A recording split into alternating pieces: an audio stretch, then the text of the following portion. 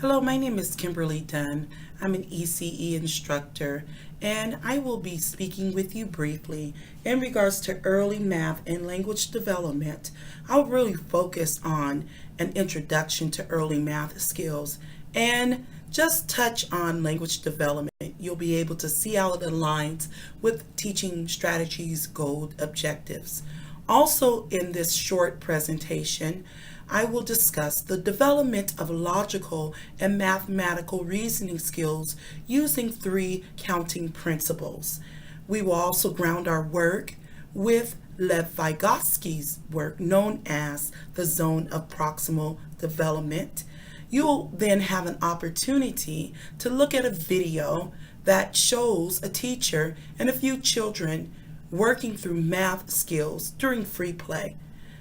I hope you do enjoy this short video.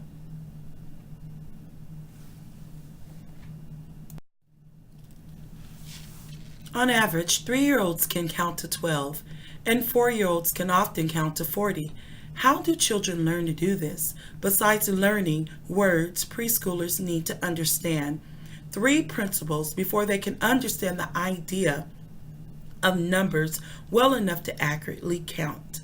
All right, we're going to go over three counting principles: one-to-one correspondence, stable order, and cardinality. Let's begin. In this example or explanation of the one-to-one correspondence, it basically means that each object should be labeled with only one number so that no object is missed and the same object is not counted twice. An example of this is if counting two trucks, the red truck is labeled 1 and the blue truck is labeled 2. The red truck cannot be relabeled 3. So it's really critical to have numbers with the objects that are being counted at the same time so that you can understand the child knows one-to-one correspondence. I've often seen where children will use their finger and say 1, 2, and then go back to the first one and say 3. And that's when you know that they still need support or scaffolding to push them into a zone of proximal development, and we'll talk about that, so they can go in a sequence as it's labeled, whatever the object is, 1, 2, 3. Stable order principle. The same sequence of numbers must be used to label objects each time they are counted. So your child is counting blocks. There's 4 blocks. The number sequence must be 1, 2, 3, 4, not 1, 4, 3, 2, or 1, 2, 5, 6. Here again is an excellent opportunity for that child to use their finger, you and the child, scaffolding the child to a zone of proximal development where they can master based upon your experience in a social learning environment. 1, 2, 3, 4, so on and so on. Allowing the sequence to go forward, representing it with blocks or whatever the object is. Cardinality principle. The number that is said last represents the number of objects that have been counted. When counting out plates for lunch, you have 10 plates when you end with the number 10. So this is how it's going to go.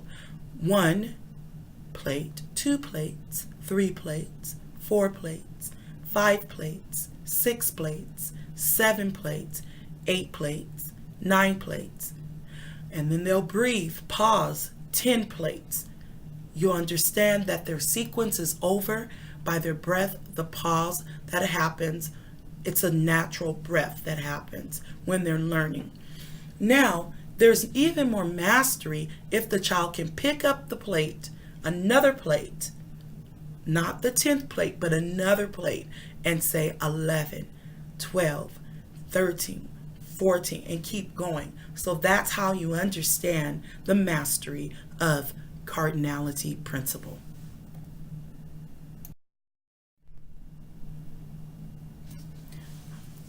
Zone of proximal development, known by Lev Vygotsky, a cognitive development theorist.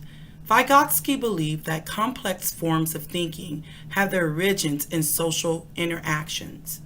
Scaffolding, known by Jerome Bruner, another cognitive development theorist, is a process where a child learns new cognitive skills that are guided by an adult or more skilled child, who models and structures the child's learning experience. Vygotsky suggested that new learning is best achieved in what he called the zone of proximal development.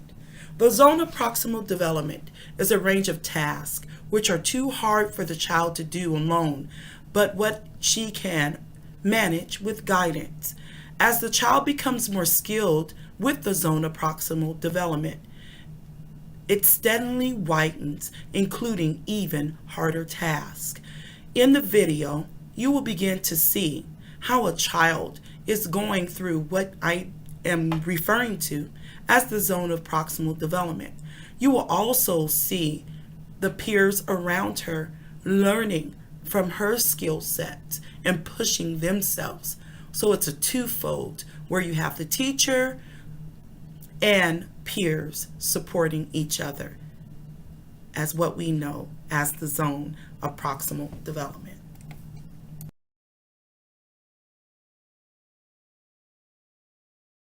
How you work this, okay? But first we have to see if you know your numbers. So what number is this? 6. Okay, what number is this? 4. Okay, what number is that? 3. Good. What they go up? 6. No, okay, what's this one? 6. Okay, what's this one? 8. Good. What's this one? 10. What's this one? 10. So what you're supposed to do, what number do you want to do first? And I'll tell you. We pick a number 2. Okay, so what you do, you take 2 buttons. 1, that's all. Okay, pick another number. Which one do you want to do? Okay, what number is that? 3. Okay, count them. Let me hear you count so we can make sure it's 3. 1, 2, 3. Very good, okay. Okay, do you want to try it? Okay. Let me see if I can help you with your numbers. Okay, do you know what number this is? 4. You're right! High five! Okay, so let's put four buttons in there. So I want you to count. Let's count it when we put it in. Okay, let's count. Put the button in. 1. Say 1. Okay, put another button in. Say right here. Say 2. Let me do it first. Okay, get one more. Get another button. 3. No, right here. 3. Okay, get one more. And then say 4. 4. Remember, listen. You said this was 4. Okay, watch Ms. Verna count. Let's make sure it's 4. Watch me. 1, 2, 3, 4. Okay. Do you want to do it? Okay. What number you want to do? You want to do this number? Do you know what number that is? What number? Did you make 2 of these? No, it's not 5. No. Do you know? Stop taking on the What button. It's 3. Let's say 3. Okay, so we're going to put 3 buttons in here. Let me see you put 3 buttons, but I want to hear you count them when you put them in, okay? Okay, find 3 buttons. Any color. No, she's going to do it right now. Oh, not me. Okay. I got my. Say what? What is that? 1. Okay. Thing. Wait, we gotta put Okay. 1. I can't do it. That's all we need to put in. 1. Let's count them and make sure. Let me hear you count again. 1. I'm ready. Okay, very good.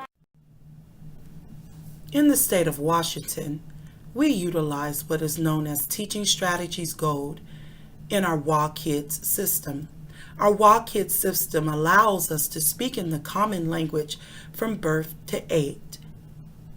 So we have 2 objectives that are going on at the same time during the free play. We have a language objective and math objective. As you can see, there's a lot going on. Listens to and understands increasingly complex language between the teacher and child dialogue.